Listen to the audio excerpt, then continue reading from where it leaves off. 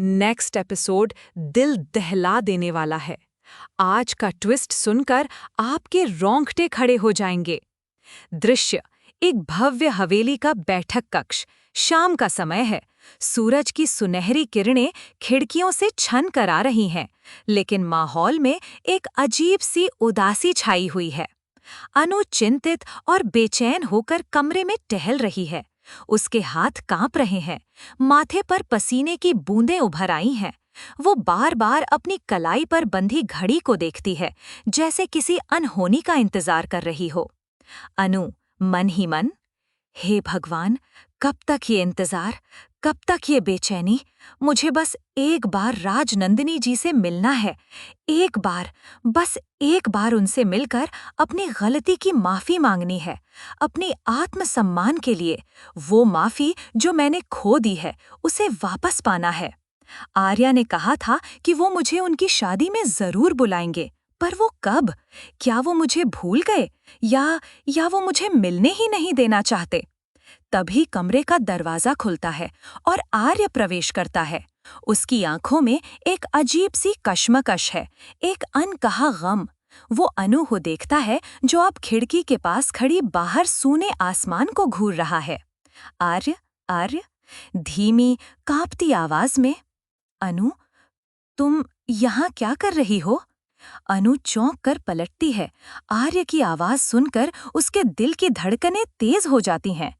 उसकी आंखें उम्मीद से भर जाती हैं। अनु, आर्य जी, मैं बस आपसे मिलना चाहती थी। मुझे राजनंदिनी जी से मिलना है। कृपया मुझे उनसे मिलवा दीजिए। आर्य की आंखों में एक पल के लिए दर्द की लहर दौड़ जाती है। वो अनु की आंखों में झांकता है, उसकी बेबसी, उसकी मासूमियत को महसूस करता है, लेकिन फिर वो अपनी नजरें फेर लेता है, जैसे कोई कड़वा सच छिपा रहा हो। आर्य गहरी सांस लेते हुए, अनु, मैं तुम्हें राजनंदिनी जी से नहीं मिलवा सकता। ये सुनकर अनु के पैरों तले जमीन खिसक जाती है। उसके चेहरे का रंग उड़ जाता है। उसकी उम्मीदें एक झटके में टूटकर बिखर जाती हैं। उसकी आंखें नम होने लगती हैं, लेकिन वो खुद को रोकती है। वो आर्य को घूरती है। उसके चेहरे पर सवाल और दर्द का एक अजीब सा मिश्रण होता है। अनु, क्यों नहीं मिलवा सकते? क्या वो मुझसे नाराज हैं? क्या वो मुझे माफ नहीं करेंगी? आर्य की आवाज और भी भारी हो जाती है। वो अनु की ओर कदम बढ़ाता है, जैसे उसे संभालना चाहता हो, लेकिन फिर रुक जाता है। आर्य, अनु, तुम्हें ये सच जानना होगा। कमरे में एक भयानक सन्नाटा छा जाता है। हवा जैसे थम सी गई है। सिर्फ एक पुरानी घड़ी की टिक टिक सुनाई दे रही है, जो इस सन्नाटे को और भी भयानक बना रही है। अनु की सांसें अटक जाती हैं। वो आर्य के चेहरे पर छाई उदासी को पढ़ रही है, उसके शब्दों में छिपे गम को महसूस कर रही है। आर्य आंखों में आंसू लिए, कांपती आवाज में, राजनंदिनी जी, वो अब इस दुनिया में नहीं है अनु। ये सुनकर अनु के कानों में जैसे बहरेपन का एहसास होता है। वो आर्य को अविश्वास से देखती है। उसके होंठ कांपते हैं, कुछ कहने की कोशिश करते हैं, लेकिन शब्द बाहर नहीं आते। अनु फिसफिसाते हुए, नहीं, नहीं, ये सच नहीं हो सकता। आप मजाक कर रहे हैं? आर्य का कंधा झुक जाता है। वो अपना चेहरा हाथों में छिपा लेता है। उसके कंधे कांप रहे हैं।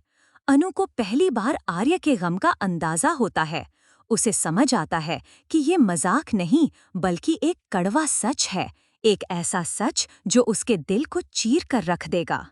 आर्य आवाज दबाकर, काश ये मजाक कब होता अनु। वो जा चुकी है, बहुत बहुत पहले। अनु के आंसू अब बांध तोड़कर बहने लगते हैं। उसके घुटने जवाब दे जाते हैं और वो जमीन पर बैठ जाती है। उसके हाथ अपना सिर पकड़ लेते हैं। वो रोती है, सिसकियां भरती है। उसकी दुनिया जैसे उजड़ जाती है। जिस माफी की तलाश में वो यहाँ आई थी, वो माफी अब बेमानी हो गई थी। राजनंदिनी जी, जिनसे वो मिलना चाहती थी, वो अब उससे हमेशा के लिए दूर जा चुकी थीं। अनु मन ही मन, नहीं, राजनंदिनी जी, आप मुझे छोड़कर कैसे जा सकती हैं? मैंने मैंने तो आपसे माफ़ी भी नहीं माँगी। मैंने तो आपको देखा भी नहीं। हे भगवान, ये क्या हो गया? ये कैसा सच है? वो रोती रहती है। आर्य उसके पास आता है, लेकिन उसे छूने की हिम्मत नहीं कर पाता। वो बस खड़ा रहता है, अपने गम में डूबा हुआ, अपनी बेबसी पर आंसू बहाता हुआ। आर्य मन ही मन, मुझे मुझे उसे ये सच बताना ही था, पर इतना मुश्किल होगा, मैंने सोचा नहीं था। उसका दर्द, मेरा दर्द, सब मिलकर। कुछ देर बाद अनु की सिसकियां थोड़ी कम होती हैं। वो अपना चेहरा उठाती है, उसकी आंखें सूजी हुई हैं, चेहरा आंसुओं से भीगा हुआ है, लेकिन उसके चेहरे पर अब एक अजीब सी शांति है, एक कड़वी शांति, जैसे किसी गहरे सदमे से उबरने की कोशिश कर रही हो। अनु रोंधे गले से, कब कब हुआ ये सब? आर्य निढाल आवाज में, कुछ कुछ महीने पहले, एक एक दुर्घटना में। अनु फिर से कांपने लगती है।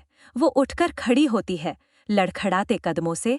उसके अंदर एक अजीब सी ऊर्जा आ जाती है, जैसे उसे कोई नया रास्ता मिल गया हो। अनु दृढ़ता से, लेकिन आवाज में अभी भी गम है। मुझे मुझे उनके बारे में सब कुछ जानना है, सब कुछ।